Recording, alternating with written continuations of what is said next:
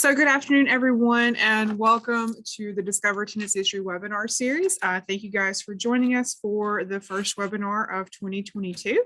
Really excited to have you with us today. So just a couple of things before I turn things over to this month's presenters. So first off, just a couple quick reminders for those of you joining us live. Again, please be sure to keep your mics muted throughout the presentation, just to help us have a clear audio on the recording. If you would, make sure to go ahead and rename yourself so we see your first and last name. It just helps us to know who we're talking with in the chat box and who is joining us today. And we do want the sessions to be interactive. So again, feel free to open up the chat box, introduce yourself now, ask questions, share ideas throughout the session. We really want you to make use of that, and we will be monitoring that and kind of pulling questions and stuff from the chat box as we go through. You also have the option of using the reaction buttons with your Zoom screen. So you can, of course, find that towards the bottom, hands clapping, thumbs up, all that fun stuff. So, and a quick reminder, we do have a Padlet for this webinar series with all of our Discover Tennessee History partners, so that for each one of the webinars, you can find an entry on that Padlet with a link to the organization that presented, different resources that they shared, and a link to the recording for that particular session. And I will share this again with you at the end. And I know that our partners, Lindsay and Kelly with the Tennessee State Library and Archives, will be posting some things for today's session as well. So with that, let me go ahead and turn things over to our presenting partners for this month. So I'm going to turn things over to Lindsay Kovac with the Tennessee State Library and Archives.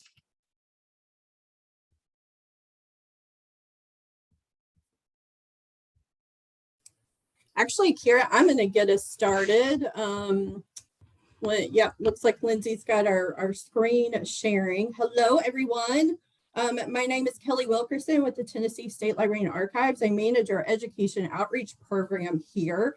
Thanks to Discover Tennessee History, our consortium, for including us in this presentation today. We're really excited to talk with you all. We are here from the Tennessee State Library and Archives. We are a state agency that is based in Nashville, but we do try to be a statewide organization.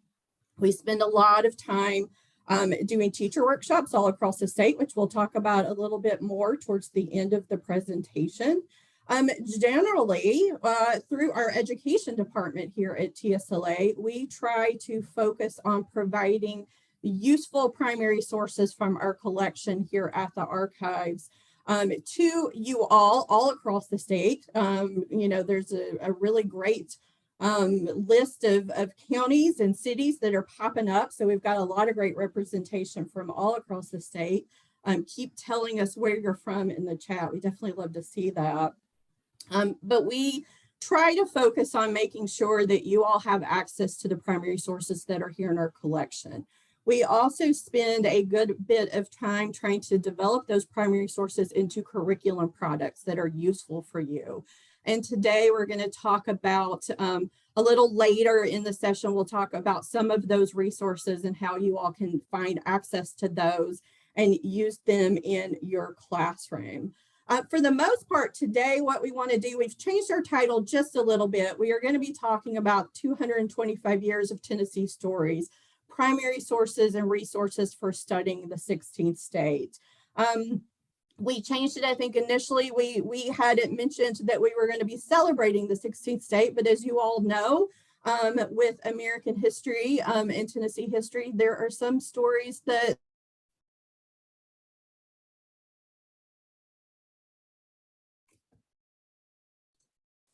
I think we may have lost Kelly. I think she may have froze up on us. Okay, I can pick up. We are celebrating stories that are necessarily great to celebrate, but it's necessary for us to study them throughout history. Is Kelly back yet? She's not, Lindsay, but if you need me, I am also here. I am back, guys. Okay. When did it shut things? Okay, Janice is telling me that I am frozen. What's the last thing you all heard me say? I finished up the slide for you, Kelly. Okay, perfect. I'm sorry about that. I was just talking away in this room by myself. So you finished up this slide. Let's go ahead to the next slide, I guess. Okay, so a little bit about what's new at the Tennessee State Library and Archives. Two things that we'll generally focus on that is new is that we have a brand new building that you can see there on the screen. So during the pandemic, we spent some time moving into this brand new space, moving a huge collection, thousands of documents, thousands of photographs, newspaper records, all kinds of great material that we moved over into this brand new building that we opened to the public in April of 2021. So we definitely hope that we're able to welcome some of you from all across the state into this new space. We have a lot of new classroom space, a lot of new meeting space that we did not have in our old building. So we're definitely hopeful that we'll be able to see some of you all in the future here at our new space. We're located on Bicentennial Mall in downtown Nashville. If you guys know where Bicentennial Mall is, where they have the Great Tennessee History Timeline, we are located there and just across from the park from the Tennessee State Museum. So the Tennessee State Museum's in the northeast corner, we're on the northwest corner of the mall. The other item that I wanted to mention that's essentially a new project for us is we spent some time during the pandemic writing a grant application. And that grant application is focused on, it's through the National Archives and focused on improving the resources that we provide to teachers. Improving our professional development, improving our DocsBox program, improving our digital breakouts, lots of new resources that we're trying to provide to teachers. And with that, we were able to hire Lindsay Kovac, who I'd like to invite to introduce herself to you all now. Hi, good evening, everyone. As Kelly mentioned, I am Lindsay, and I am new to the Tennessee State Library and Archives. My past has been in education. I have taught 10 years in middle school and 5th grade, teaching social studies and language arts. So I'm super excited to be here at the Tennessee State Library and Archives so I can help teachers learn about the primary sources here that are available and show them some neat and engaging ways to interact with primary sources.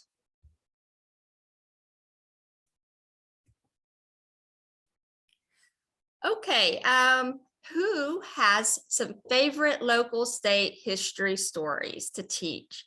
I know my favorite is Alvin C. York. He was a reluctant soldier that ended up being one of the biggest war heroes.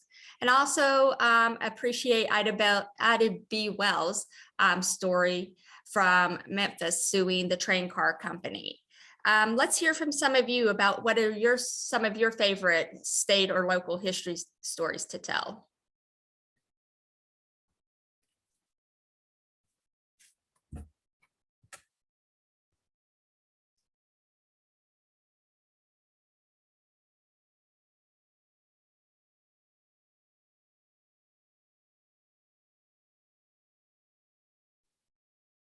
Looks like Cornelia Fort's a favorite.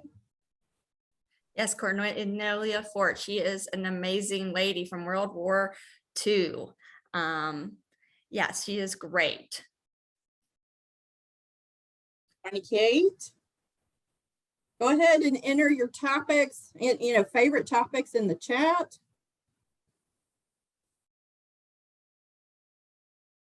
Feel free to unmute yourself. We've got a pretty good sized group.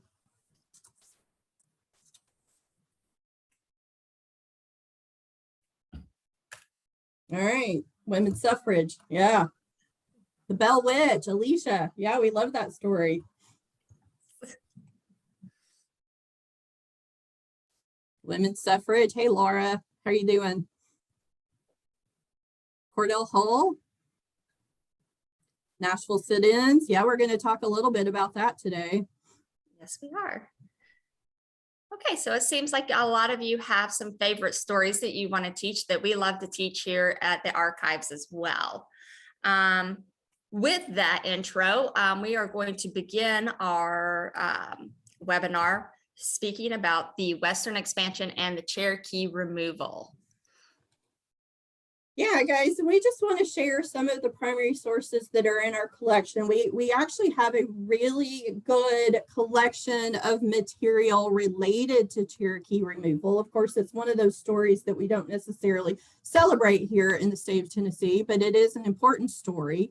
Western expansion and Cherokee removal is covered in the 4th grade, the 5th grade, and the 8th grade curriculum.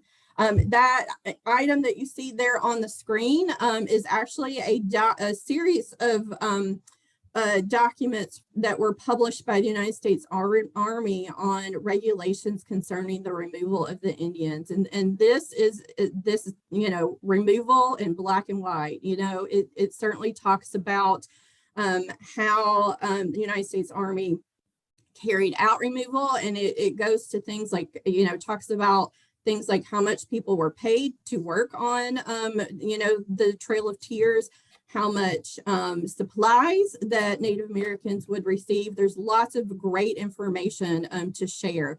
Of course, it is published predominantly from the white perspective, so you don't necessarily hear exactly what the Native American community felt in response to this, but we've got some other primary sources that will certainly cover that. Let's go ahead to the next slide.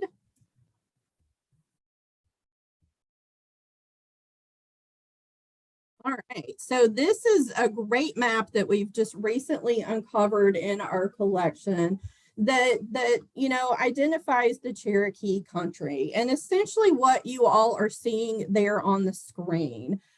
You can see, and if Lindsay can kind of drag her mouse around and let you know at the outline that is in sort of a bluish gray, that is the original limit of Cherokee claims that existed, here in the southeast region of Tennessee.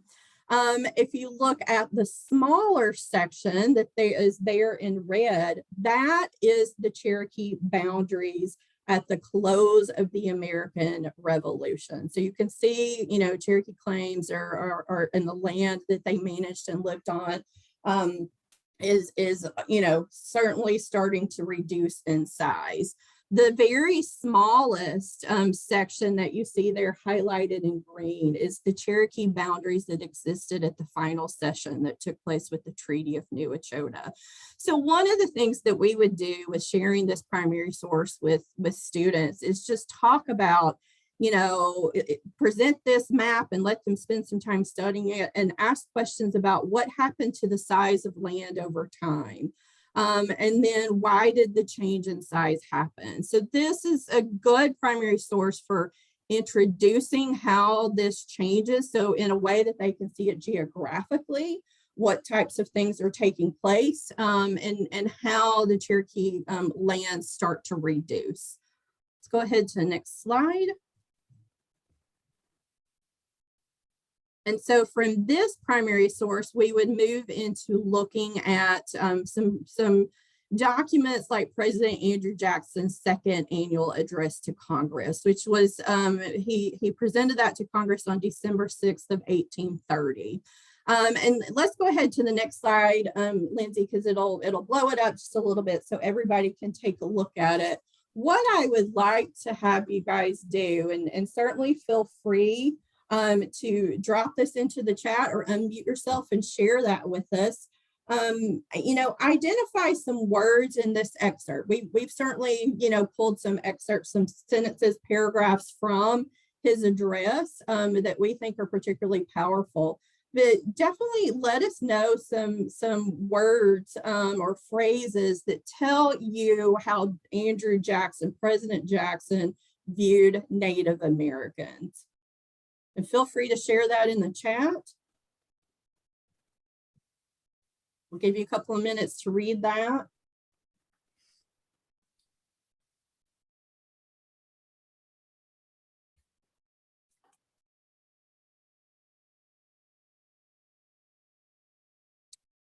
Yeah, everybody's picking up. I think he uses the word savage 4 or 5 times just in these excerpts alone. Rude institutions.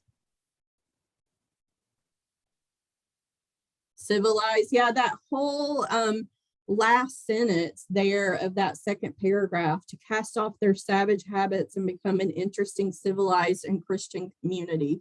Well, that certainly tells us that he doesn't think that they were interesting or civilized prior to that. So yeah.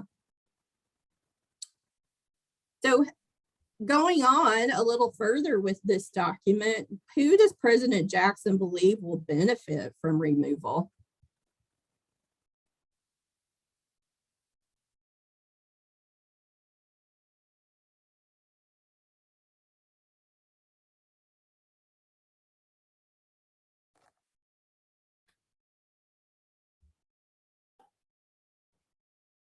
Yeah, nations, states, Indians,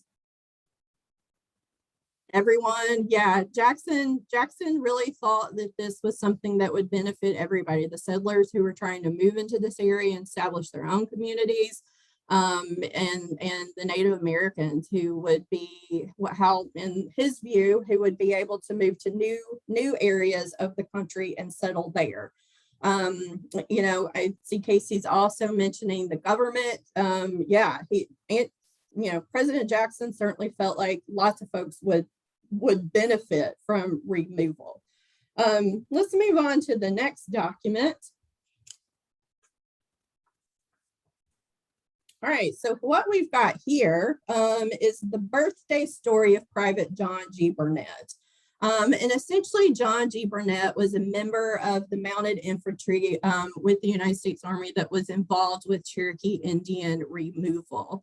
And he certainly had, you know, his own view of what was happening, you know, as removal is being carried out, as they are moving the Native Americans from here to further west. Let's go ahead and move to the next slide so we can see this a little bit. These excerpts from this document, we've got 3 little paragraphs there for you all to take a look at. What words does Burnette use to describe removal?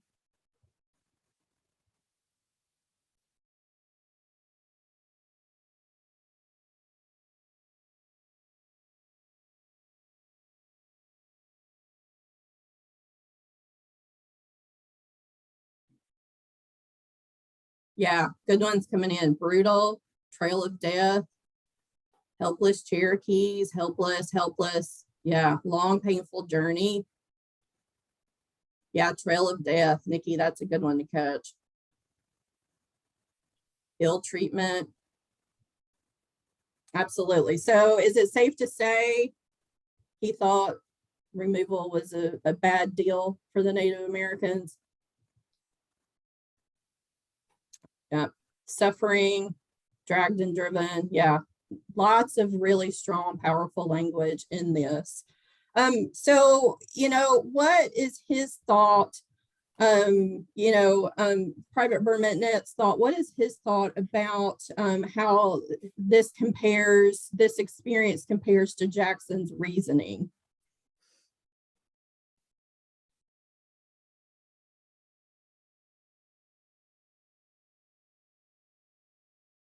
Yeah, covetousness, greed, Kira. Yeah, that is a pretty strong.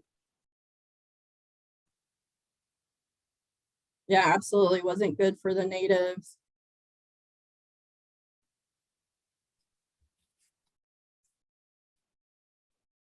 Absolutely. Good, really great comments coming in into the chat. Thank you all so much for giving us that feedback. Yeah, so, you know, this collection of primary sources, I mean, essentially we've got 3 primary sources here, all that come from our collection at the Library and Archives, the map, and then, and of course, you know, they're also available in other places as well. President Jackson's, you know, speech to Congress and things like that. But 3 documents here that essentially tell a very powerful story in a pretty quick way. One of the things we've been trying to do here more lately at the Library and Archives is to develop some collections of just a handful of primary sources that you all could use fairly quickly in like 10, 15, 20-minute activities in your classroom. And this is one of those sets. Anything else that folks would like to follow up on related to this collection of material?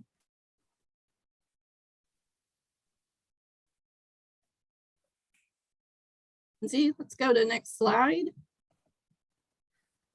Okay, we are going to now be talking about the stories from the Civil War battles in Tennessee. So here's another collection that Kelly was talking about just a second ago that we put together that tells a complete story of one of the soldiers from the Battle of Franklin. With these sets of documents that you're about to see, we would ask these students some document-based questions to go along with this so that they can analyze these documents and get a better picture of what this in particular battle was like. Okay, so the first document that we are looking at is of a soldier during the Civil War, and he was on the Confederate side. I'm going to give you a second to look over this document so we can ask some questions about it.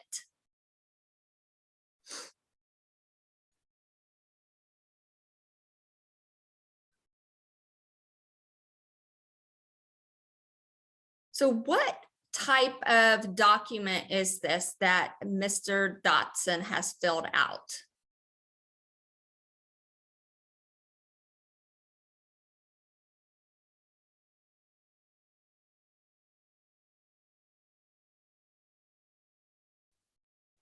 Suzanne, I think I've looked at this document a dozen times and I just noticed that application is spelled wrong.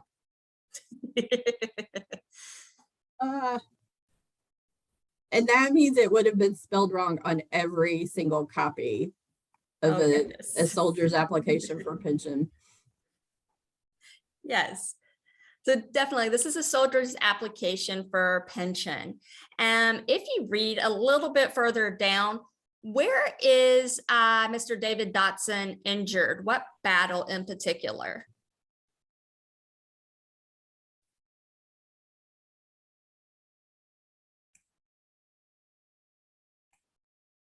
All right, yeah, lots of folks are picking up on Franklin.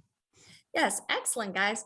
And the last question for this side is, what specifically happened to Mr. Dotson for him to want to apply for a pension?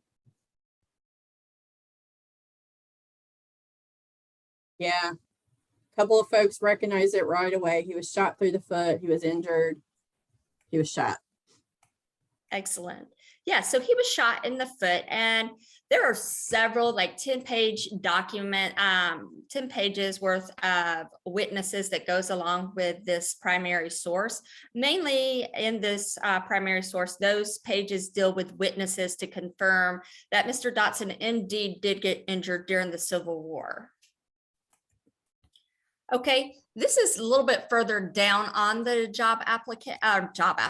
the pension application. What specific foot got injured during this battle?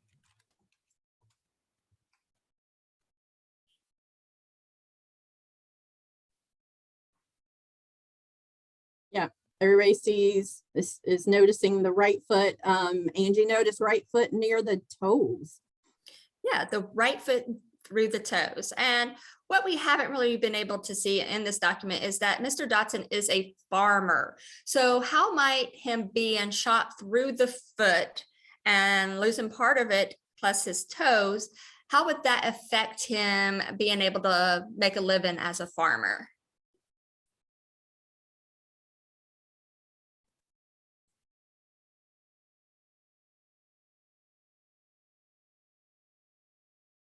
Yeah, decreased mobility, slow his work down, no crops, tough walking behind a plow, mobility issues, lack of balance. That's a good one. He wouldn't be able to walk or stand properly.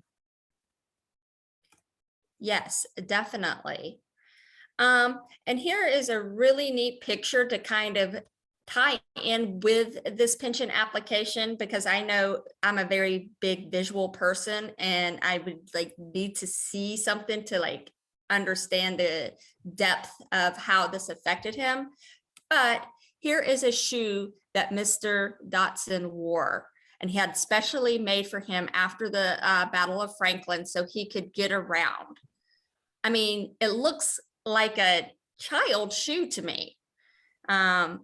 And I can definitely see how he would have trouble with two different sizes of feet to get around making a living as a farmer, especially.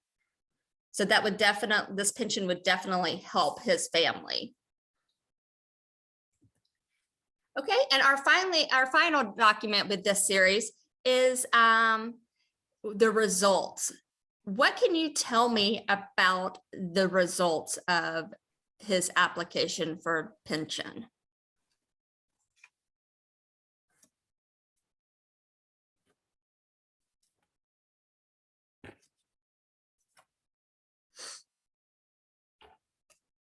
Yeah, folks are noticing it was accepted. Yeah, it was accepted, which is really good news for Mr. Dotson. Does anybody notice how much money is he getting? Yeah, a couple of people quickly saw that $25 quarterly allowance, so $100 a year. Yeah, so $100 a year. Yeah, that's probably would help him, especially back then, quite a bit. Probably would need a little bit more, but at least he has that $100 a year to help support him and his family. Do you have any other questions about Mr. Dotson's application for pension before we move on?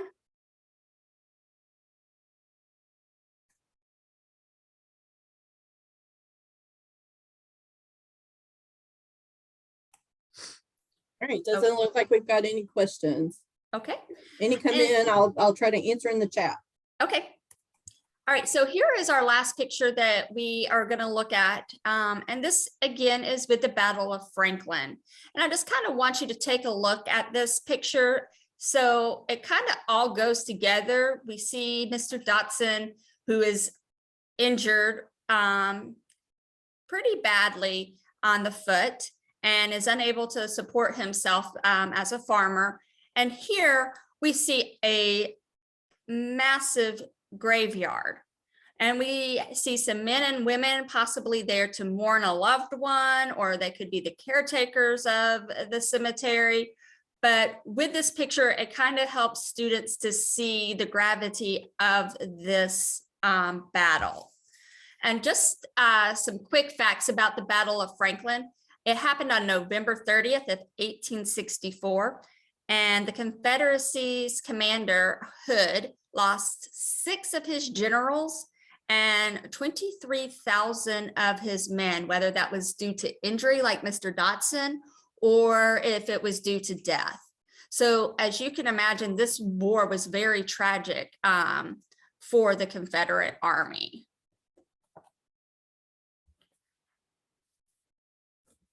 And that completes our Civil War. If there are any other questions, drop them in the chat and we'll try to answer them very quickly.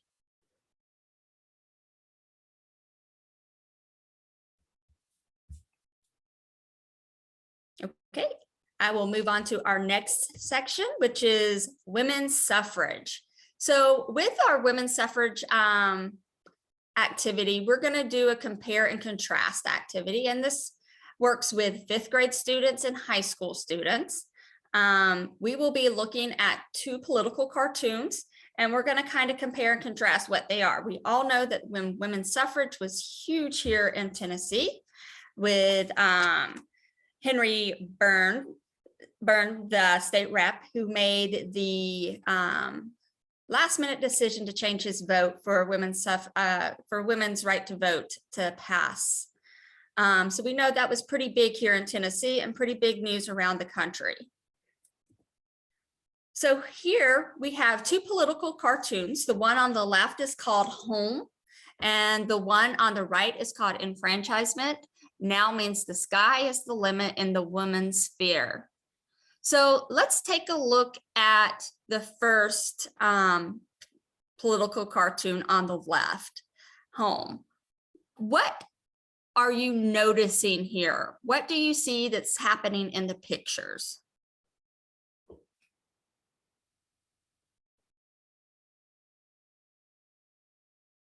All right, an abandoned children.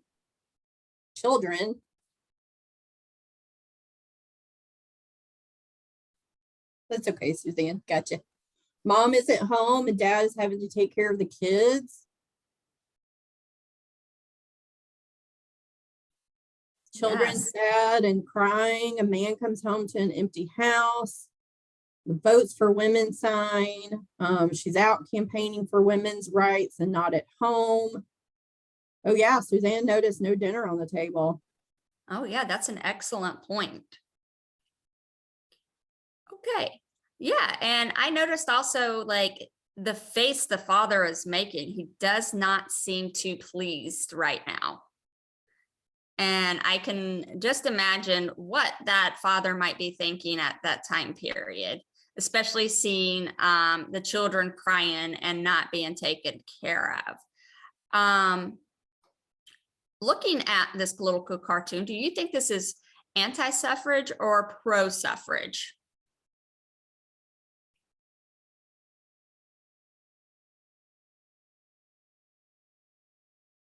Yeah, everybody's picking up anti pretty quickly. Yeah, and Casey also noticed, the sign under the Votes for Women sign says back sometime this evening. So yeah, lots of good details that you can pick up with a political cartoon. Yes. So let's look at the right political cartoon. The enfranchisement now means the sky is the limit in women's sphere. What are some things that you notice about this political cartoon?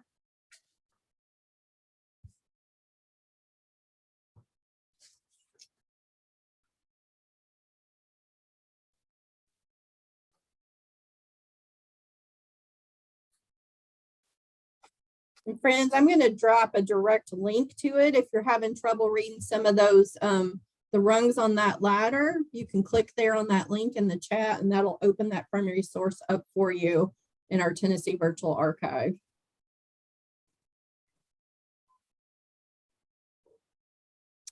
Yeah, so Suzanne's noticing it starts with slavery on the very lowest rung.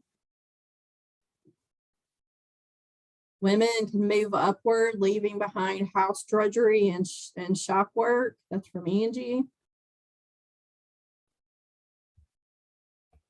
Each step is an improvement, James. Yeah, absolutely. Yeah, exactly. Yeah, Okay, Alicia's got a good one. Whoops, I just lost it. How far she has to climb through acceptable jobs to get to jobs that are equal to those of her male peers. That's good, yeah. yeah, that's very good. Yeah, so you can see that, women being able to move up in the workforce is now able to happen. However, like the last person had said, it's going to take them a while to get there, possibly still a lot more time and energy spent in it than men. What do you think this picture is? Is it a anti-suffrage or a pro-suffrage? Yeah, everybody definitely pro. Somebody also noticed like all the political positions all come above the equal suffrage rung. Oh, I had not really thought about that, but yes. I mean, we still don't have a woman president yet, but we're getting there. We've got a vice president. So, anything else anyone notices or have questions about with these two political cartoons?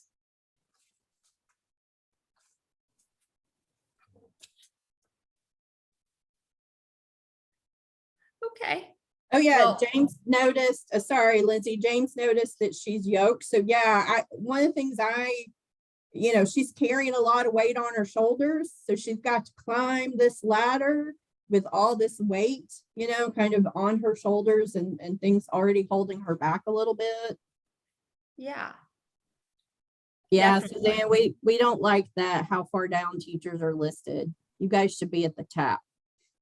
Yeah, definitely. Okay, well, women's rights passed with the 19th Amendment, and that gave way to many opportunities, but it still took years for women to move up. As you can tell, that ladder we're still climbing that ladder today, as some women are. Are there any other questions?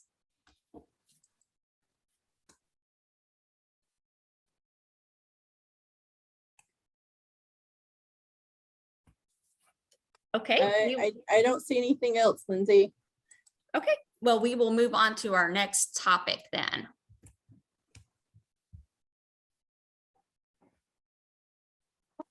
And so our next topic, I think someone mentioned this at the start, that this is one of their favorite, or a topic that they really enjoy teaching about and learning about. And we are absolutely going to spend some time today talking about the civil rights movement with a focus on the sit-in movement. And you all probably know, you all are teachers here in Tennessee, so you likely know that sit-ins took place in most of the major cities here in Tennessee, certainly in Chattanooga, in Knoxville, here in Nashville, Memphis, probably some of the smaller cities as well.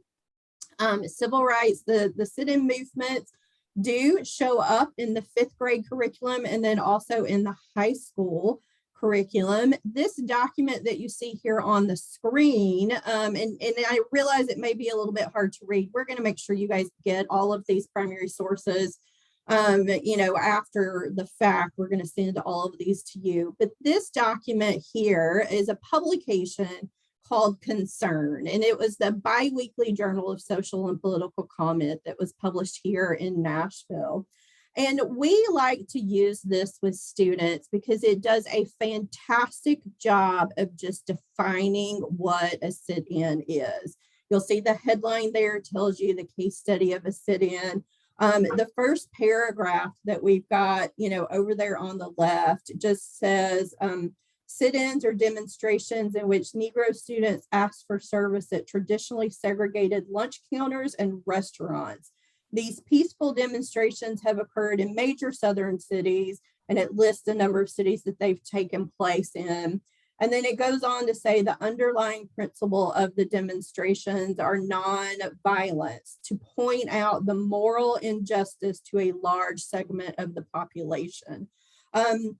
So this is a really great resource that just tells you, or tells your students exactly what a sit-in is. Let's go ahead to the next document, Lindsay. Well, I see we've got a question or a hand raised. So Callie, if you'd like to unmute and ask a question, feel free. Sorry, I'm actually driving and didn't mean to do that. Okay. All right, perfect. No, we got to join things when we can, right? So yeah, moving on with this next document that I want to take a look at. It is a really great document. And it is essentially a transcription of a dialogue that took place between Mayor Ben West, who was the mayor of Nashville at the time that the Nashville sit-ins took place. So there in April of 1960.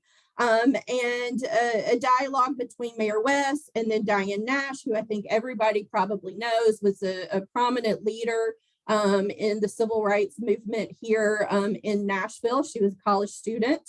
And then, also several protesters. It's a dialogue between Mayor West, Diane Nash, and the several protesters who were outside of the courthouse that during the desegregation efforts for lunch counters in Nashville. And, Fred Travis, who is a reporter at the time for the Chattanooga Times, and it has also worked for a number of other newspapers.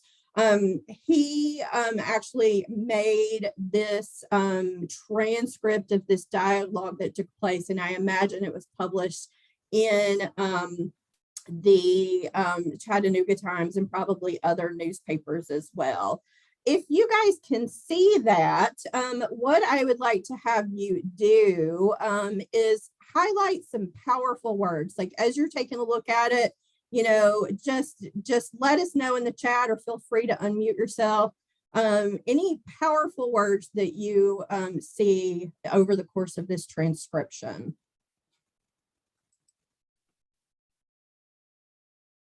And if you're having trouble seeing it, let me know.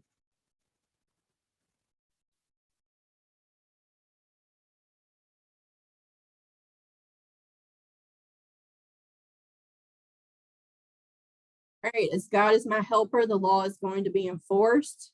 Absolutely.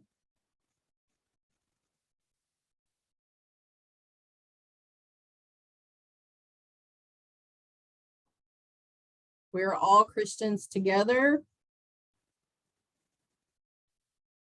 Yeah, a couple of you are picking up on that one. Stop segregation. You know, the very second line says, deny and resent. I deny and resent to the bottom of my soul.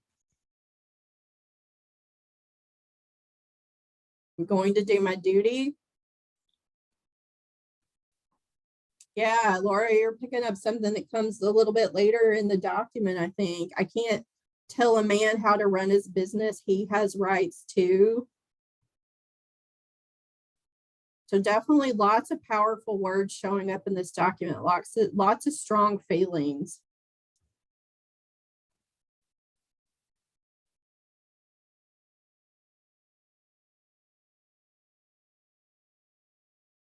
Yeah, Casey shared a link for you guys there if you want a closer look at it.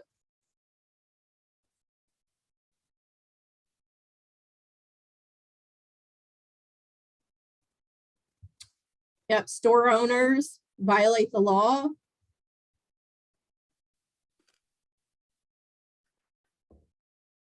Yeah, lots of great, powerful words in this very short 2-page document, essentially, that is a transcription of this dialogue that took place. Let's go ahead and move to the next primary source in the SIP.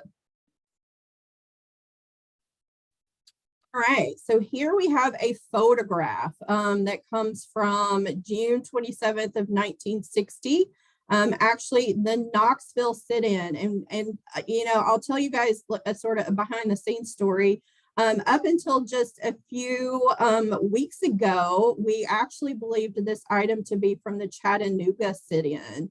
And I was just doing some additional research to see if I could figure out who this young woman was, and then discovered that this actually was from the Knoxville SitIn movement, and that this photograph actually appeared in the Knoxville News Sentinel. So take a look at this photograph, and you know, there's a lot of things you can do with photographs in the classroom with students. But one of the things I always like to do is to get students thinking about, you know, putting themselves into the shoes or putting themselves into the photograph and imagining what might be taking place. So, you know, tell us in the chat what you think she might be thinking, what she might be feeling, what might be going through her mind. Oh yeah, Suzanne, yeah, noticing how she's got the word stomach shrinking away. Yeah, that absolutely, I'm assuming, was intentional. Yeah, the man behind her is laughing. What does her facial expression tell us?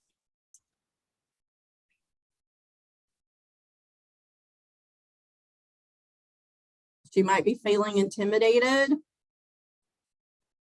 She looks grimly determined. Yeah, her expression says a lot, and it is definitely in a stark contrast with the man behind her. Oh yeah, that's great, Janice, that suggestion of having students tell you what the we refers to in the sign.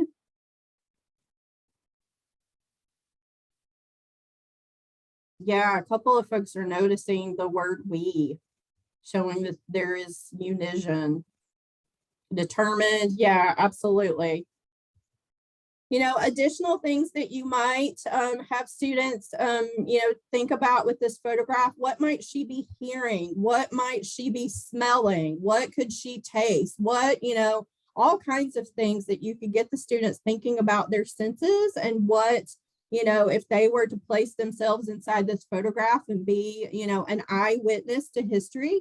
We always talk about primary sources being eyewitnesses to history. The students could, imagine themselves as this eyewitness in this photograph, and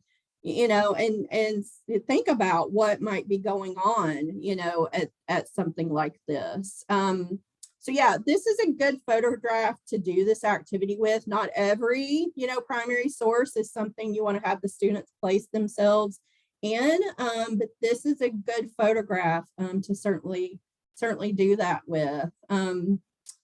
Yes, Nikki, the man in the background is holding a camera. And we're assuming he was a journalist or photographer who was there to document the event.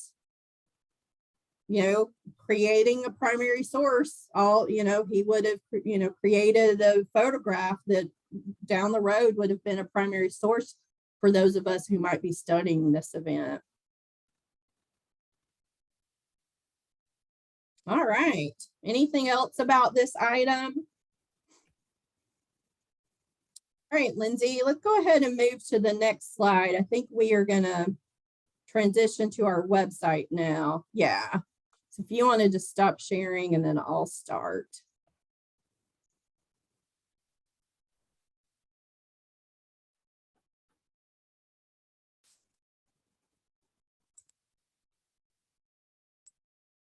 All right, friends. So can you see our education outreach page? Oh, I've lost the chat. Yes. All right. Casey is telling me. Guys, I'm going to close out the chat. Casey, Lindsay. So if any questions pop up, just let me know. So I'm going to close that so I don't, that's not on my screen. But what I wanted to take the last couple of minutes to do is just talk to you a little bit about our website and talk some of the primary sources that are in our collection. Can you all still hear me? Yes, Kelly, we can hear you. Yes. Okay, yeah, it just popped up on the screen that my speakers had changed. So I'm not sure what that is about, but yeah, so I want to show you our website and show you all how you can get access to some of these primary sources. And one of the things, if you all have spent time on our website before, you'll see that it's a little bit different now. We spent some time during the pandemic, kind of reorganizing our website so that it will reach our certain audiences that kind of come to our website at our education pages at the State Library and Archives and get you what you need. So obviously for you guys who are here on our webinar today, the educators tab is what we really want to focus on a good bit. And if you click there on that educators tab, you're going to see primary sources, DocsBox, digital breakouts, field trips, National History Day, professional development, all kinds of material, early learners that we try to share with teachers. Just in the interest of time, I'm going to focus on just a couple of these today. I'm going to click here on primary sources really quickly. And you'll notice that this page, is how, American history is typically defined and how it's typically broken up in social studies standards and things that you all might be teaching. If you were to click on this Growth of the Republic page, we'll start there just to give you an idea of what it looks like. What we've done, we as a staff here at the Library and Archives spend a lot of time with the social studies standards that you all teach from. And we spent time, identifying primary sources in our collection that work with keywords that come directly from the social studies standards. And you'll notice a lot of things here on the screen, some of which we've already talked about. I'm going to click very quickly on Sequoia and the Cherokee, so you'll get an idea of what it starts to look like once you do that. those links, those keywords are going to take you into our Tennessee Virtual Archive, which is where we digitize primary sources and provide them to teachers. We've got just over 32,000 primary sources that have been digitized from the State Library and Archives collection. And you'll see here, there's a lot of illustrations. We start to see a couple of maps here tied to the Cherokee, some handwritten documents, lots of great material to explore. I'm going to click real quickly on the Constitution of the Cherokee Nation for 1827. I'm going to scroll on down through the page so you start to see some of the object description and information about it. Of course, it is a handwritten document, so it's over there on the right in this, kind of 19th century handwriting. But teachers certainly have spent a lot of time telling us that their kids cannot read that handwriting.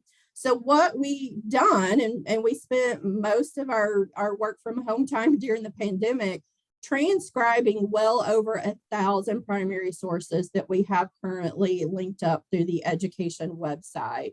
So if you were to keep scrolling through all this object description, you're going to see something that says transcription link. So once you get there, all you have to do is click on that transcription link, and it's going to give you this typewritten, typewritten format of this primary source. So you can use excerpts from it. I know a lot of teachers will just use this preamble. It is 23 pages there. There are lots of things for you to explore. Going back to our main page, if you all are at all interested in downloading this, you see the download buttons, the print buttons, there's lots of options for you to get access to this primary source, and those are all for free. Now, backing up to that main page again, where we've got this era of American history and all of these keywords, if you look to the right, you start to see some things that look like Post-it notes. We've got, some digital breakouts that we've been working on. We've got a collection of maybe 12 or so that we spent some time working on during the pandemic. And we're continuing to work on more of these. They're great resources. They use Google Forms to walk students through a series of primary sources and ask students some questions. They kind of follow that format of breakout rooms. So students have to kind of solve a puzzle. They have to, kind of solve the question or come up with the answer to the question in order to move to the next question. So kids love it.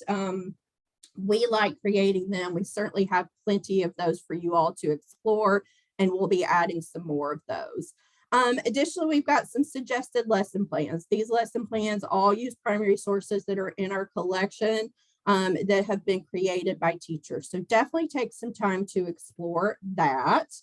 I also want to talk to you a little bit about our DocsBox program. And if you aren't familiar with our DocsBox program, it's essentially a teaching toolkit that gets sent out to your classroom. And you can get these toolkits for about 2 weeks. There's also opportunity to check them out for a little bit longer if you need to do that. But these toolkits cover a variety of topics. And they're all featuring, because they're called DocsBoxes, they all feature mostly primary sources from our collection. Occasionally, some of the boxes also have 3-dimensional items that correspond to primary sources in our collection. New for this year, we have several DocsBoxes that kind of hit several different curriculum standards from 4th grade, 5th grade, and 8th grade. This was something teachers suggested we do, create these review boxes. And essentially, they include several primary sources to help you teach specific standards from 4th grade, from 5th grade, 8th grade. And for 5th grade, we have the two different sections. We've covered those. They're great at the start of the year, at the end of the year, before you get ready to start doing testing. Those primary sources or these DocsBoxes would be great for you all to revisit some of what you've taught over the course of the year. We also have boxes related to Cotton, Civil War, the 1920s, women's suffrage. Some of you might have gotten our women's suffrage box. We had a lot of those to send out last year. So there's a number of topics that are here. We also have a brand new civil rights DocsBox. I'm going to click on that one real quick to show you how you would go about checking this out. So click there on that box, and then you would scroll on down to the bottom of the page, and you'll start to see a calendar. And on that calendar, it'll tell you if the box is open or if that box is closed. So, you can, take a look and see when you might want to check the box out. And then you come on down here, and this is a simple Google form that you'll fill out, and identify dates that you're interested in for the box. And that'll go to Casey, who's on this webinar, and she'll get back with you and let you know if she can check that out for you to at that time. Now, one of the things I do want to kind of take a moment to announce, in the past, these docs boxes have had a $25 shipping fee, but at the start of this school year, we were able to make them all free. And we hope that they will continue to be free for teachers. So if you're interested, certainly spend some time on our website here. Hopefully Lindsay or Casey can drop the link into the chat for you guys to find our website. We'll also send it to you tomorrow. But yeah, it's there for you to explore our docs boxes and see what we've got. Now, the last thing I want to mention to you guys, there's a lot of things to explore here on our site, but the last thing I want to mention is our professional development workshop series that we're doing. We decided that we would try as much as we can to return to in-person workshops this year. We know that there are a lot of challenges for teachers out there. Substitute teachers being probably, one of the biggest ones, finding subs who can come in and cover for you.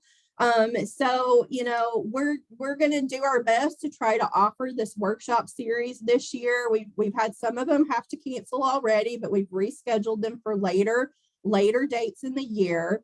And it's just an expansion of what you've seen here during this webinar. We're just talking about a lot of different stories from Tennessee history and focusing on some of those small sets of primary sources that we've got that will help you teach a standard.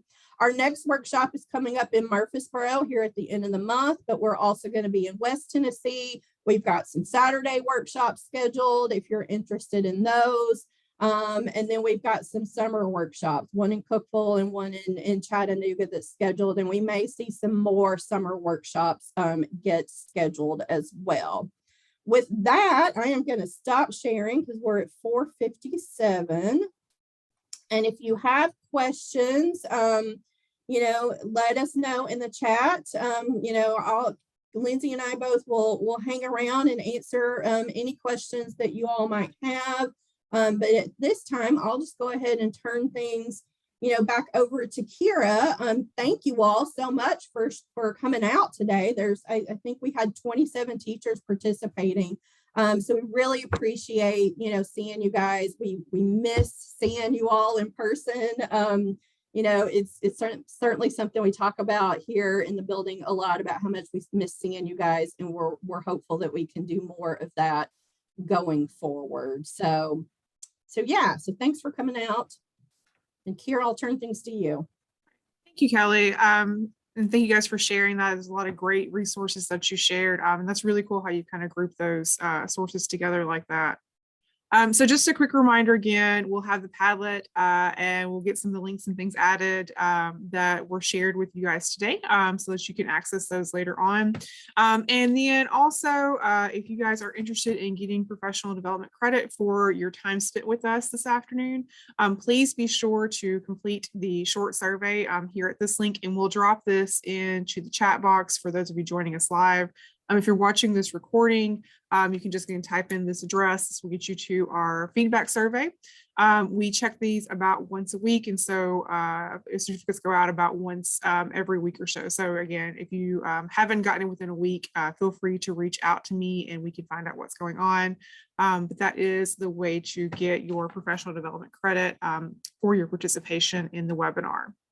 And one last thing is we do have another session in this series coming up next month on February the 8th. And that will be presented by Tennessee State Parks. And the topic for next month is Tennessee State Parks and the history of water in Tennessee. So if that is a topic that you're interested in, you can register for that the same way that you register for today's session. And so this will be one of two more webinars we have left in this series for the school year. So again, thank you guys so much for joining us today, and we hope to see you again next month.